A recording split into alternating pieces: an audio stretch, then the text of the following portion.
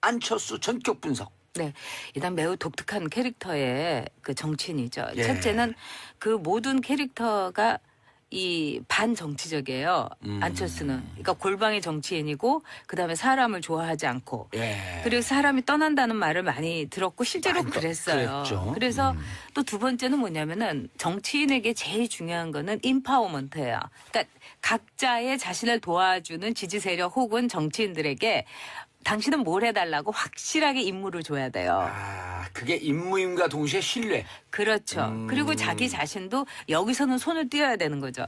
근데 이제 안철수 그 후보가 지난 대선에서 마지막에 했던 거는 나 홀로 뚜벅이 그러니까요. 유세였어요. 이거는 뭐냐면은 전혀 정치적이지 다른 않아요. 사람들이 뭐 할 거를 지정해주지 않은 채 나 혼자서 김사과처럼 뚜벅이처럼 돌아다닌다고 하면 이거는 사실은 선거 운동으로서는 상당히 비조직적이고 원시적이고 무모한 거예요. 근데 그런 점에서 이제 최장집 교수가 이제 안철수의 그 정책 네트워크 내일의 이사장을 그만두면서 이런 얘기를 했죠. 나의 역할이 없었다.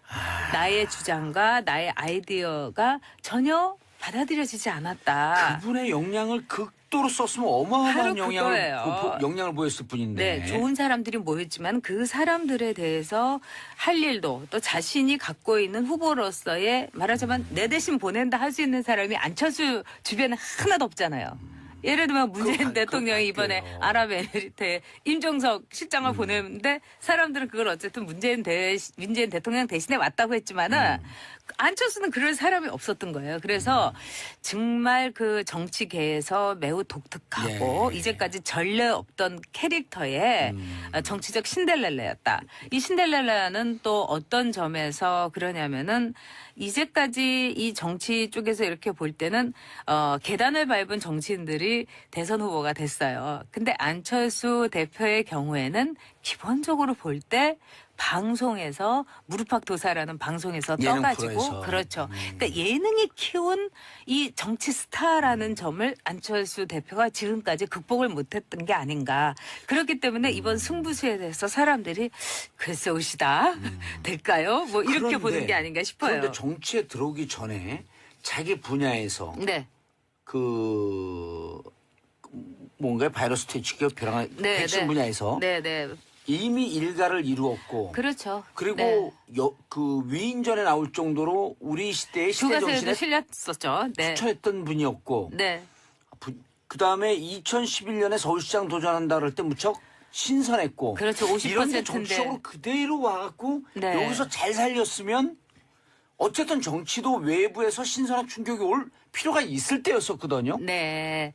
저는 네. 안철수 대표에 대해서 제 나름대로 참 그 안쓰러운 건 뭐냐면 이분이 정치를 하지 않았었으면 더 잘 먹고 잘 살고 편안했을 거예요. 예. 또 이제 여전히 스타의 위치에 있었을 거고. 예.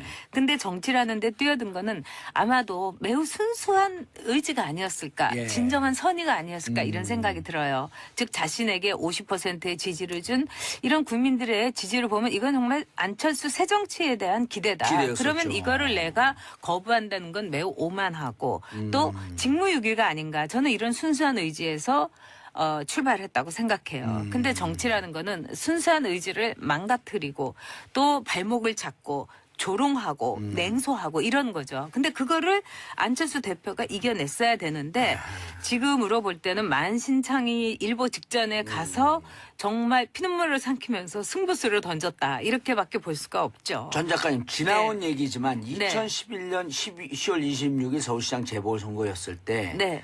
지금의 그 박원순 당시 후보는 네. 5%도 안 나오는 그러니까요. 최약체 후보였었거든요. 네, 네. 그럴 때 이제 안철수 당시 일반 민간인이지만 네, 네, 네. 안철수 당시 같은 경우는 50%가 넘어가요. 그러니까요. 네. 그때 당시에 만약 시계를 되돌릴 수 있다면 그때 본인이 서울시장에 도전하는 게 맞았다?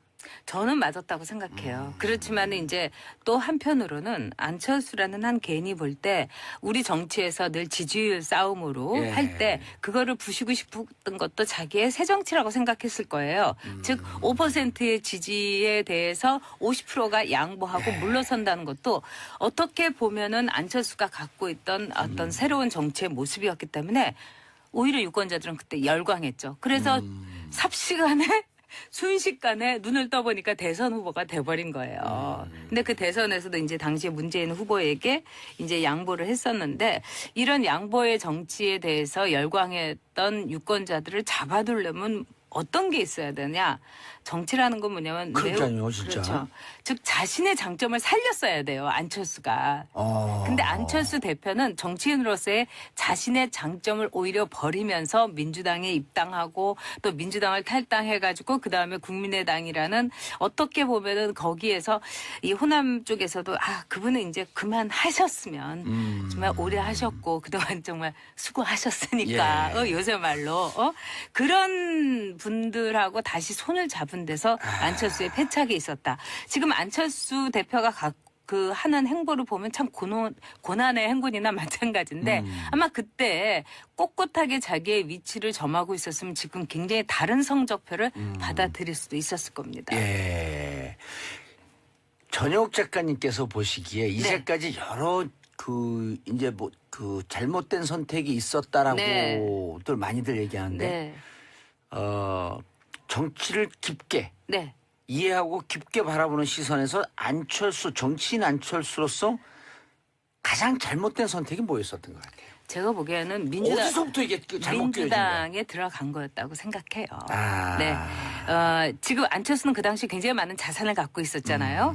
즉 5%에게 양보할 수 있는 안철수 대표였고 또 문재인에게도 하나의 양보를 했던 여러 가지 상황인데 그런 점에서 저는 안철수 대표가 자신이 갖고 있었던 새로운 정치의 그 틀을 스스로가 깨버린 거예요. 그거는 마치 유리 그릇과 마찬가지로 아주 조심스러워야 되는데 거기서부터 이제 안철수의 이제 그 잘못된 행보가 이제 시작이 됐다. 이렇게 이제 볼 수가 있는 거죠. 민주당에 들어가지 말고 중도 진영에서 자신의 캐릭터를 갖고 정치 계속 하는 게 맞았었다. 그렇죠. 그리고 예를 들자면은 이제 그냥 무소속 정치인으로 남는다는 것은 상당히 안철수 대표로서도 힘들었을 거예요. 그렇지만은 거기에서 사람들을 이제 하나둘씩 모아가지고 지금 안철수 대표와 함께 할 수 있는 정치인이라는 거는 지금 몇 명이겠어요. 그 이상의 정치라는 거는 국민들의 지지가 있으면 그냥 오지 말라고 해도 제발로 걸어 들어오는 게 새를 보고 새불림을 보고 오는 게 정치인들이에요. 그런 점에서는 굉장히 그 비정치적인 행보만을 걸어왔다는 거. 또 그것이 안철수 대표가 지난 대선에서도 TV 토론을 통해서 사람들에게 이거는 아니잖아? 이렇게 볼 수 있었던 건 뭐냐면 그만큼 정치인들에게서 배우지 못했기 때문이라고 생각해요. 그래서 안철수 대표가 지금 이제 김성민 씨가 이제 질문을 주셨는데 회사에서 했던 일 또 저희 업계에서는 아마 IT 업계에서 이제 일을 하시니까 아주 희귀한 일로 선망의 대표였는데 왜 정치에서는 이렇게 되고 말았을까요? 즉 많은 분들이 그래요. 너무 좋은 사람이었는데 저 사람 정치를 하더니 어떻게 저렇게 됐을까? 정말 저도 궁금해요. 그렇죠. 정치 DNA가 없는 거 아닐까요? 아니에요. 멀쩡한 사람이 왜 정치에만 들어가면 저렇게 망가질까? 이게 모든 국민들이 갖고 있는 의문일 거예요. 그거는 뭐냐면 정당 정치에 함몰했기 때문이에요.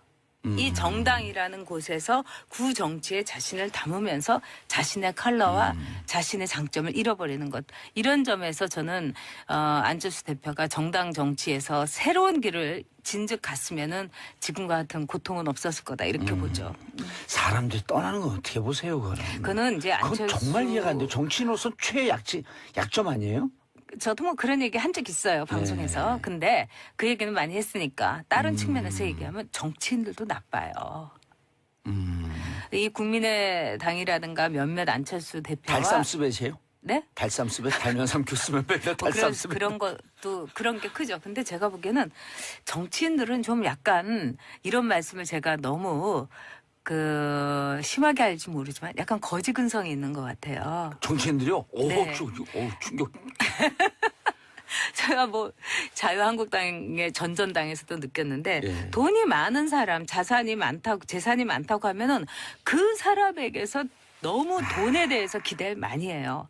예를 들어서 그분이 밥을 어떤 걸 사주잖아요. 뭐 설렁탕을 사주면 째째하게 저렇게 돈 많은 사람이 설렁탕을 사준다고 호텔에서 내야지 이렇게 말을 하는 정치인들이 있었고 또 이제 전에 이제 뭐 굉장히 권위주의적인 직업을 가졌던 분들은 또 어떤 얘기를 하냐면은 아니 그렇게 술을 퍼마시고 나서 대리도 안 불러주고 그다음에 갈 때 봉투도 안 주고 이럴 수 있냐? 아니요, 저 정말 많이 봤어요. 그래서 안철수 그런 얘기도 해요? 많이 하죠. 그리고 안철수 대표에 대해서도 그 당에서도 그런 얘기를 많이 했었어요. 아니 그렇게 돈도 많은데 좀 풀지. 그런 얘기 화끈하게 저도 들었어요. 쓰지. 그런 얘기는 저도 들었어요. 네. 그리고 뭐 누구 뭐 이렇게 이 차도 좀 사주지. 예. 기사도 붙여주지. 물론 요즘 밥도 잘 산대요, 근데. 그런데 너무 늦었어요.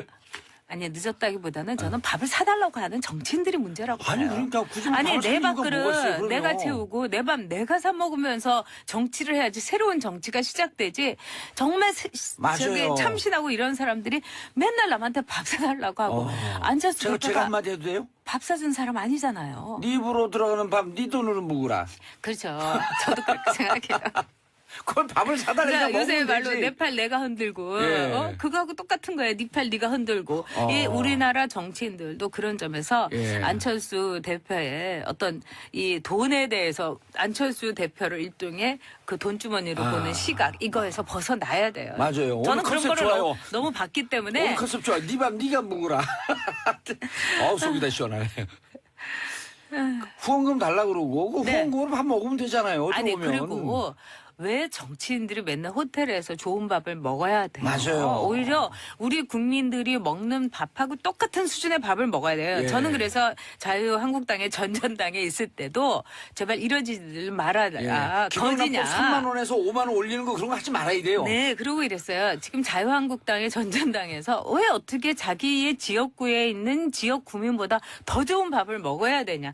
그 지역구의 수준에 맞게 먹어야 된다. 물론 강남 지역구라면 강남 수준에 먹는 거 제가 뭐라고 저는 하잖아요. 강남 지역구입니다. 글쎄요. 강남 좌파일 뿐이죠.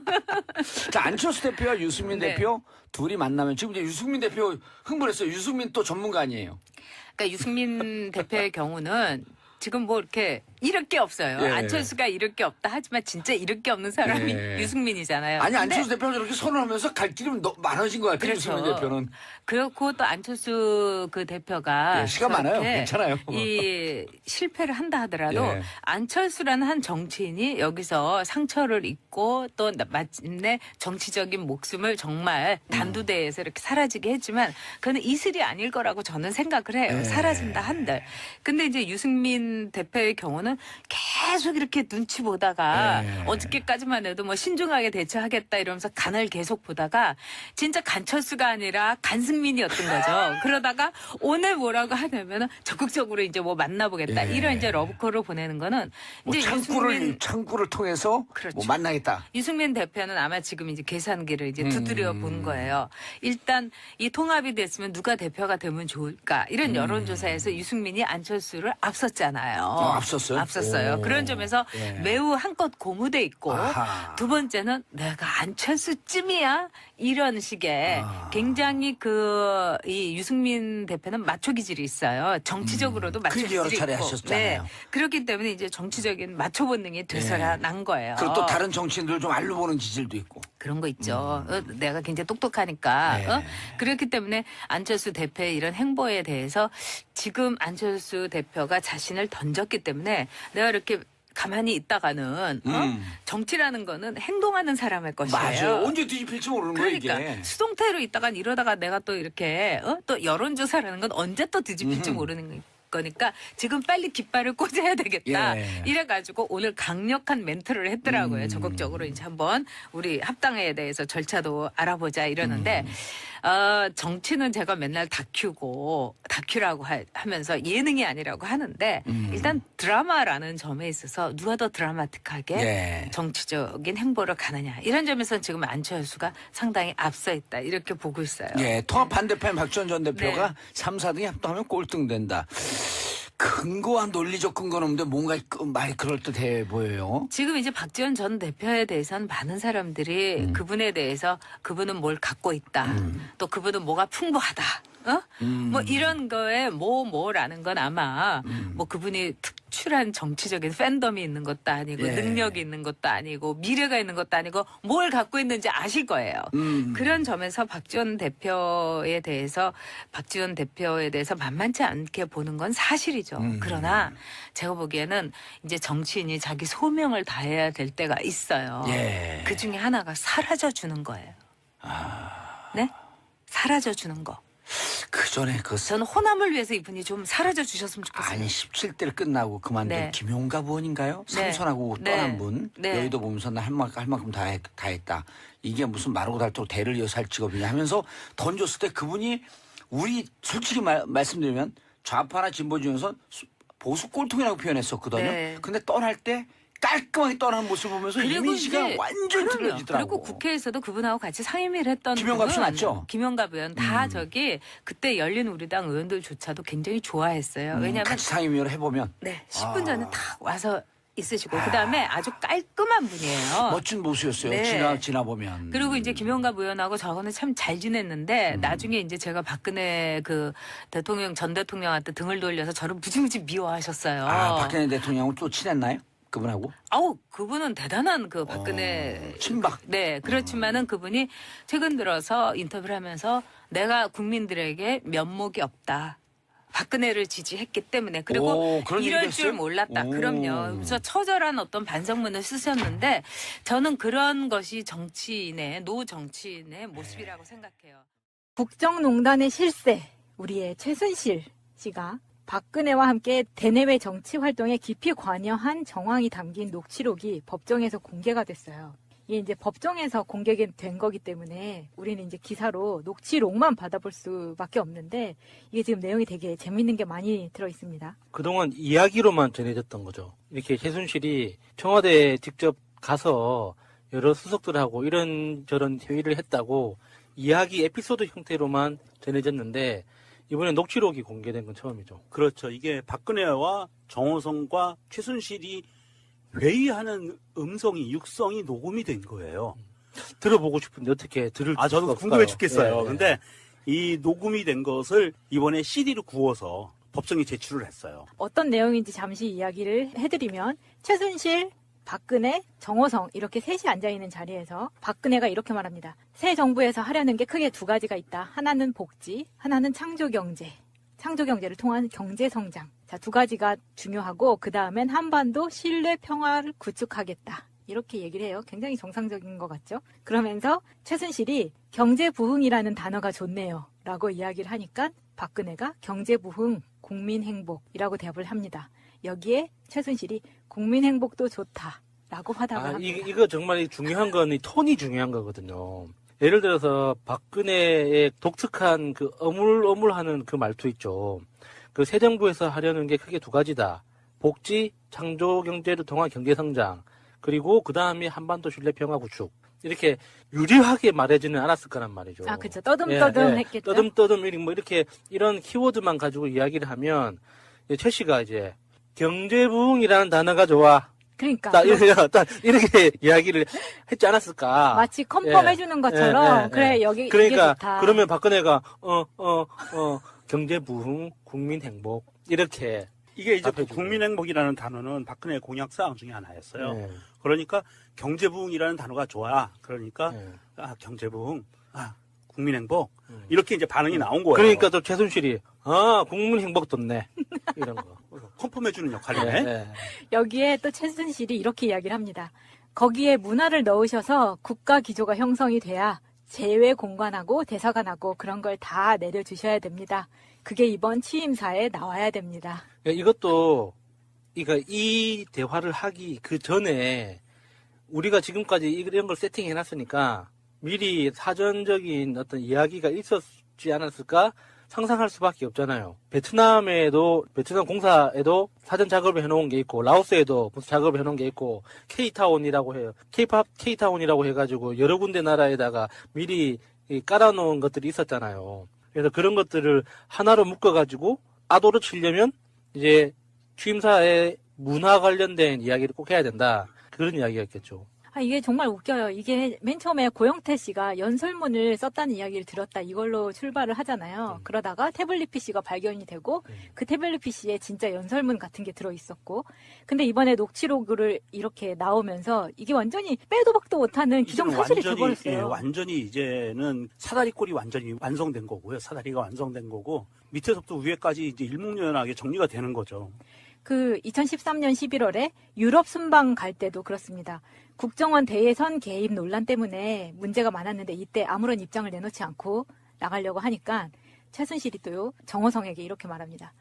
복지부 장관도 새로 선임이 됐고 차관도 있으니까 당부 말씀을 하고 가셔야지. 그냥 훌쩍 가는 건 아닌 것 같네요. 그냥 훌쩍 가지 말고 말하고 가라. 지금 이렇게 대통령에게 당부 말씀을 하시는 최순실. 정말 이게 진짜 원본 그 파일을 들어보고 싶어, 진짜. 안 그러면 전영미 씨를 초대해가지고, 전영미 씨의 목소리로. 아니, 근데 여기에 이 정호성이 한 대답이 더 웃겨요. 목요일 날 그거 하는 걸 결정을 잘 해주셔서 감사하다. 그거 안 했으면 박근혜가 생략이에요, 이거는. 그거 안 했으면 국내에는 너무 입 닫는 거 아니냐, 이런 얘기 있었을 것입니다. 이렇게 최순실한테 얘기를 해버려요. 최순실에게 감사. 그러니까 감사의 이야기를 전하죠. 정호성 비서관이 최순실한테 했다는 거잖아요. 그러니까. 네, 회의하는 걸 결정해 주셔서 고맙습니다. 그러면은 박근혜가 대통령보다 더 높은 그렇죠, 사람인 그렇죠. 거네. 그러니까. 이거 좀 충격이다. 설마 진짜 어떻게 이런 이야기를 이렇게 또 뻔뻔하게 애들을 하고 있었는지. 나는 왜 최순실을 진작에 몰랐을까 좀 가깝게 지내고 싶은. 지금이라도 가까이 지낼 수 있어요. 면회 가세요. 그리고 굉장히 꼼꼼하게 최순실이 박근혜 일정이라던가 말 한마디 하는 거를 챙깁니다. 이 정도면 청와대 문고리 3인방을 한테 업무 지시를 따박따박 하는 거 보면 역시인데. 우리나라 대통령은 최순실이었던 거 맞아요. 최태민도 이야기 생각하시는 거 아니에요? 아니 거기까지 안 가고 이제는 갈 필요도 없어. 언니인가 엄마인가 막 이런. 우리나라 대통령은 최순실이 맞았고 박근혜는 그냥 외교의 얼굴 마담, 왕정국가 뭐 이런 개념이었던 게 맞는 것 같아요. 정말 치 떨리네. 근데 지금 상황하고 되게 맞물리는 이야기를 최순실이 합니다. 한번 들어보세요. 여야가 합의를 해서 이렇게 그거를 해달라고. 그거를 이렇게 그거를 하라고 해달라고 내가 요구했음에도 계속 이렇게 예산을 묶어둔 채 정쟁을 이끌고 가는 것은 바람직하지 못하고 국민들에게도 전혀 도움이 되지 않는다고 본다. 국정을 이렇게 1년 동안 하는 것이 야당한테 국민을 위한 것인지 물어보고 싶다. 이거 우리가 지금 야당한테 물어보고 싶은 이야기를 똑같이 하고 있는데요. 그러면서 이런 말을 이런 식으로 한번 하려고 한다라고 그리고 지시를 내린 거 아니에요. 와, 진짜 최순실 대단하다. 그러면 박근혜가 그동안 얘기했던 박근혜 어록에 나왔던 박근혜 그 스타일의 그렇죠. 그 언어들이 최순실 어록이었던 거네. 그러니까 자기 둘만 알아듣잖아요. 그 대명사를 하나 이렇게 딱 두고 그렇게 그게 저게 이렇게와 저렇게와 그거를 딱 자기 둘만 알고 자기들 사이에서 일종의 명사처럼 활용하는데 그러니까 주변에서 들으면 몰라 그걸. 그러니까 받아 적는 거야 애들이. 못 알아들으니까. 그러니까 증거가 다 남은 거야. 그래서 최초에 이게 명사에서 대명사로 전환될 때에 그 문장을 찾아내기 위해서 다 받아 적는 거죠. 그렇지. 그렇지 않으면 알아들을 수가 없는 거예요. 그게 뭐지? 그걸 찾아봐야 돼. 문장 맥락에 맞는 그거를. 저 녹취록 안 들을래요. 듣다 보면 선택 이상해질 것 같아. 이게 지금 녹취록을 공개하는 자리에서 약간의 좀 이견이 있었는데 최 씨 쪽 변호인인 이경재가 증거 채택이 안 된 CD 파일이다. 이건 틀면 안 된다라고 이야기를 합니다. 그런데 재판부가 무슨 내용인지 알아들을 수가 없어서 같이 보면서 해야 무슨 얘기인지 귀에 들어온다. 그러면서 이 주장을 묵살하고 틀은 거예요. 그러니까 무슨 말이냐 하면 녹취록을 이렇게 A4 용지에 재판용 A4 용지에 이렇게 써 있을 거예요. 그 내용들이. 예. 도대체가 그거 봐서는 그러니까 뭔 말인지 모르겠는 거야. 종이에 판사가. 적혀 있는 문장만 보고서는 이 사람들이 도대체 무슨 말인지를 모르기 맥락을 때문에 모르니까 들어봐야 되는 거야. 실제 들어보고 분위기를 파악하고 맥락을 파악하려면 이게 음성 파일이 꼭 필요하다 이런 거죠. 그렇죠. 그러니까 이게 비문으로 적혀 있는 거라 우리도 못 알아봤는데. 또 이렇게 보면 또 판사들이 고생이 많은 것 같기도 하고 정말 이게 뭐 어떻게 받아들여야 될지 모르겠네요. 고역일 거예요. 박근혜와 최순실을 바라보고 재판을 진행을 하는 것 자체가 굉장히 큰 고역일 겁니다. 박근혜는 뭐 이제 안 나오지만 예전에 봐요. 박근혜 재판정에 앉아서 피의자인데 재판 받는 입장인데 앉아서 꼬박꼬박 졸지를 않나. 뭐 볼펜 세우기나 혹시 안 했을까? 뭐 그딴 짓이나 하고 있다가 이제는 보이콧하고 최순실은 나와서 입 깍 어금니 깍 다물고 먼 산 바라보고 있고 판사들도 뭐 대목을 찌시해 이거. 최순실 씨는 과거 제가 어려움을 겪을 때 도와준 인연으로 지난 대선 때 주로 연설이나 홍보 등의 분야에서 저의 선거 운동이 국민들에게 어떻게 전달되는지에 대해 개인적인 의견이나 소감을 전달해주는 역할을 하였습니다. 일부 연설물이나 홍보물도 같은 맥락에서 표현 등에서 도움을 받은 적이 있습니다. 취임 후에도 일정 기간 동안은 일부 자료들에 대해 의견을 들은 적도 있으나 청와대의 보좌 체계가 완비된 이후에는 그만두었습니다. 그런데 이 꼼꼼한 최순실이 박근혜와 함께 이 측근을 위해서 부동산 사업까지 챙겨진 혐의가 새로 포착이 됐는데요. 이때 한참 이름이 많이 거론됐었죠. 독일 내의 조력자인 데이비드 윤 씨. 이 사람과 이 관련된 사람들을 위해서 서울 내곡동의 헌인마을이 주택 임대 사업지구로 선정되게 해주겠다면서 도와줬다는 거예요. 미리 이런 정보를 흘려주는 거죠. 그래서 데이비드 윤이 현재 인터폴의 적색수배 상태입니다. 뭐 하나 잡혀 들어오겠네. 외모가 그냥 딱 보면은 알아보게끔 생겼더라고요. 아 그래요? 정유라 아기 돌잔치 독일에서 할 때 그 네. 사진에 찍혀 있어요. 그 데이비드라는 이름 자체가 그 다비드 상의 다비드에서 유래된 거 아니에요? 네. 그러니까 그렇게 비슷하게 닮았다는 거예요? 아니 그렇진 않고 백발에 그냥 딱 봐도 눈에 띄게 생겼는데 이 사람하고 자영업자 한모 씨 이 두 명이 이제 우선 수사 대상이고요. 이때 성공보수 50억 원을 약속을 받으면서 착수금 명목으로 3억 원을 받은 것이 검찰이 파악한 상태입니다. 뉴스테이 사업이라는 게 민간 사업자가 기업형으로 주택 임대업을 하는 것을 말하거든요. 뉴스테이 사업이라고. 그러니까 이게 쉽게 이야기하면 새로 안 짓고 기존에 있는 주택을 공공에서 매입을 해서 재분양하는 이제 이런 방식을 말하는 거죠. 아니 이제 그걸 민간이 예. 주택을 갖고 임대 사업을 하는 거예요. 그러니까 아파트를 내가 10동을 갖고 만약에 10동이라고 그러면 10동을 갖고 임대 사업을 할 수 있는 거예요. 그런데 그거를 적법한 절차에 따른 게 아니고 박근혜와 최순실이 그 이권에 개입을 해서 특혜를 줘버린 거죠. 그리고 정권을 이용해서 특혜를 준 거고요. 이름은 정확하게 지었네요. 뉴스테이라는. 뉴스테이 말은 좋아요. 그런데 이게 사실은 중요한 부분이에요. 지금 문재인 정부에서도 이 비슷한 사업을 진행하겠다고 국토부 장관이 이야기를 했어요. 무슨 말씀이냐면 내년 4월부터는 다주택 보유를 제한하잖아요. 4월 1일부터.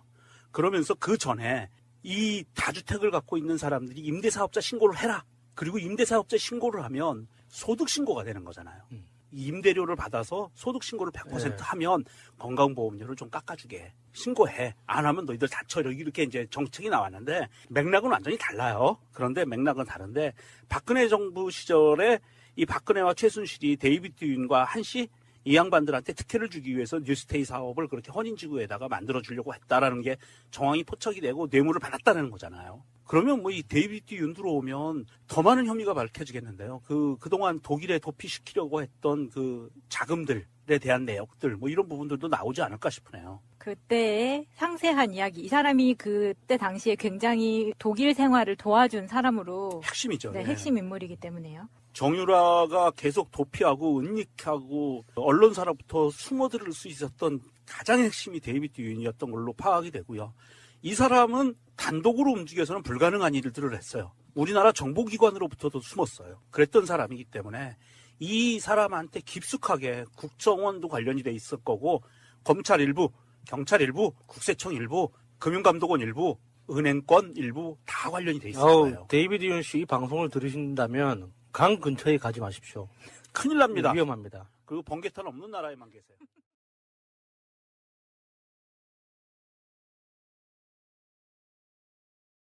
이겠어요. 그 이상의 정치라는 거는 국민들의 지지가 있으면 그냥 오지 말라고 해도 제 발로 걸어 들어오는 게 새를 보고 새불림을 보고 오는 게 정치인들이에요. 그런 점에서는 굉장히 그 비정치적인 행보만을 걸어왔다는 거. 또 그것이 안철수 대표가 지난 대선에서도 TV 토론을 통해서 사람들에게 이거는 아니잖아? 이렇게 볼 수 있었던 건 뭐냐면 그만큼 정치인들에게서 배우지 못했기 때문이라고 생각해요. 그래서 안철수 대표가 지금 이제 김성민 씨가 이제 질문을 주셨는데 회사에서 했던 일 또 저희 업계에서는 아마 IT 업계에서 이제 일을 하시니까 아주 희귀한 일로 선망의 대표였는데 왜 정치에서는 이렇게 되고 말았을까요? 즉 많은 분들이 그래요. 너무 좋은 사람이었는데 저 사람 정치를 하더니 어떻게 저렇게 됐을까? 정말 저도 궁금해요. 그렇죠. 정치 DNA가 없는 거 아닐까요? 아니에요. 멀쩡한 사람이 왜 정치에만 들어가면 저렇게 망가질까? 이게 모든 국민들이 갖고 있는 의문일 거예요. 그거는 뭐냐면 정당 정치에 함몰했기 때문이에요. 이 정당이라는 곳에서 구정치에 자신을 담으면서 자신의 컬러와 자신의 장점을 잃어버리는 것. 이런 점에서 저는 안철수 대표가 정당 정치에서 새로운 길을 진즉 갔으면은 지금과 같은 고통은 없었을 거다 이렇게 보죠. 사람들이 떠나는 건 어떻게 보세요, 그럼? 그는 이제 그건 안철수 정말 이해가 안 돼요. 정치인으로서 약점 아니에요? 저도 뭐 그런 얘기 한 적 있어요 방송에서. 근데 그 얘기는 많이 했으니까 다른 측면에서 얘기하면 정치인들도 나빠요. 이 국민의당이라든가 몇몇 안철수 대표와 달쌈스벳이에요? 네? 달쌈스벳? 달면 삼큐 쓰면 뺄려 뭐 달쌈스벳. 그런 것도 그런 게 크죠. 근데 제가 보기에는 정치인들은 좀 약간 이런 말씀을 제가 너무 심하게 할지 모르지만 약간 거지 근성이 있는 것 같아요. 정치인들이요? 오, 네. 충격. 제가 뭐 자유한국당의 전전당에서도 느꼈는데 예. 돈이 많은 사람, 재산이 많다고 하면은 그 사람에게서 너무 돈에 대해서 기대를 많이 해요. 예를 들어서 그분이 밥을 어떤 걸 사주잖아요. 뭐 설렁탕을 사주면 째째하게 저렇게 돈 많은 사람이 설렁탕을 사준다고 호텔에서 내야지 이렇게 말을 하는 정치인들이 있었고 또 이제 전에 이제 뭐 굉장히 권위주의적인 직업을 오히려 유권자들은 그때 열광했죠. 그래서 삽시간에 순식간에 눈을 떠보니까 대선 후보가 돼버린 거예요. 근데 그 대선에서도 이제 당시에 문재인 후보에게 이제 양보를 했었는데 이런 양보의 정치에 대해서 열광했던 유권자들을 잡아두려면 어떤 게 있어야 되냐? 정치라는 건 뭐냐면 그러니까요, 진짜. 그렇죠. 즉 자신의 장점을 살렸어야 돼요. 안철수가.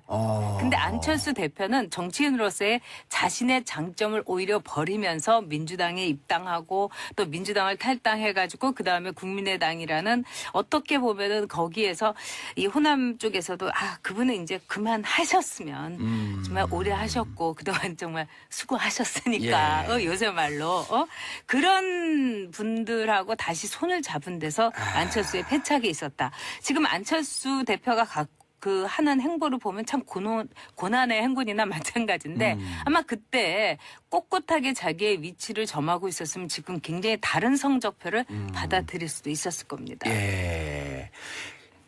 전혁 작가님께서 보시기에 이제까지 여러 이제 잘못된 선택이 있었다라고들 많이들 얘기하는데 네. 정치를 깊게 네. 이해하고 깊게 바라보는 시선에서 정치인 안철수로서 가장 잘못된 선택이 뭐였었던 것 같아요? 제가 보기에는 어디서부터 이게 잘못 끼워진 거예요? 민주당에 들어간 거였다고 생각해요. 아. 네. 지금 안철수는 그 당시 굉장히 많은 자산을 갖고 있었잖아요. 즉 5%에게 양보할 수 있는 안철수 대표였고 또 문재인에게도 하나의 양보를 했던 여러 가지 상황인데 그런 점에서 저는 안철수 대표가 자신이 갖고 있었던 새로운 정치의 그 틀을 스스로가 깨버린 거예요. 그거는 마치 유리 그릇과 마찬가지로 아주 조심스러워야 되는데 거기서부터 이제 안철수의 이제 그 잘못된 행보가 이제 시작이 됐다. 이렇게 이제 볼 수가 있는 거죠. 민주당에 들어가지 말고 중도 진영에서 자신의 캐릭터를 갖고 정치 계속 하는 게 맞았었다. 그렇죠. 그리고 예를 들자면은 이제 그냥 무소속 정치인으로 남는다는 것은 상당히 안철수 대표로서도 힘들었을 거예요. 그렇지만은 거기에서 사람들을 이제 하나둘씩 모아가지고 지금 안철수 대표와 함께 할 수 있는 정치인이라는 거는 지금 몇 명 안철수 전격 분석. 네, 일단 매우 독특한 캐릭터의 그 정치인이죠. 예. 첫째는 그 모든 캐릭터가 이 반정치적이에요. 안철수는. 그러니까 골방의 정치인이고 그다음에 사람을 좋아하지 않고 예. 그리고 사람이 떠난다는 말을 많이 들었고 실제로 많이 그랬어요. 그랬죠. 그래서 또 두 번째는 뭐냐면은 정치인에게 제일 중요한 거는 인파워먼트예요. 그러니까 각자의 자신을 도와주는 지지 세력 혹은 정치인들에게 당신은 뭘 해달라고 확실하게 임무를 줘야 돼요. 아, 그게 임무임과 동시에 신뢰. 그렇죠. 그리고 자기 자신도 여기서는 손을 띄어야 되는 거죠. 근데 이제 안철수 그 후보가 지난 대선에서 마지막에 했던 거는 나 홀로 뚜벅이 그러니까요. 유세였어요. 이거는 뭐냐면은 전혀 정치적이잖아요. 다른 사람들이 뭐 할 거를 지정해주지 않은 채 나 혼자서 김사과처럼 뚜벅이처럼 돌아다닌다고 하면 이거는 사실은 선거 운동으로서는 상당히 비조직적이고 원시적이고 무모한 거예요. 근데 그런 점에서 이제 최장직 교수가 이제 안철수의 그 정책 네트워크 내일의 이사장을 그만두면서 이런 얘기를 했죠. 나의 역할이 없었다. 나의 주장과 나의 아이디어가 전혀 받아들여지지 않았다. 그분의 역량을 극도로 썼으면 어마어마한 바로 그거예요. 역량을 보였을 뿐인데. 네, 좋은 사람들이 모였지만 그 사람들에 대해서 할 일도 또 자신이 갖고 있는 후보로서의 말하자면 내 대신 보낸다 할 수 있는 사람이 안철수 주변에 하나도 없잖아요.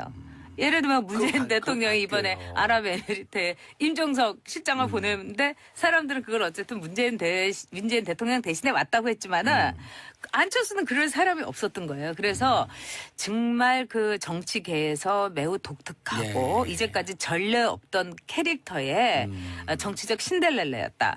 이 신데렐라는 또 어떤 점에서 그러냐면은 이제까지 이 정치 쪽에서 이렇게 볼 때는 계단을 밟은 정치인들이 대선 후보가 됐어요. 근데 안철수 대표의 경우에는 기본적으로 볼 때 방송에서 무릎팍도사라는 방송에서 예능 떠가지고 프로에서. 그렇죠. 그러니까 예능이 키운 이 정치 스타라는 점을 안철수 대표가 지금까지 극복을 못했던 게 아닌가.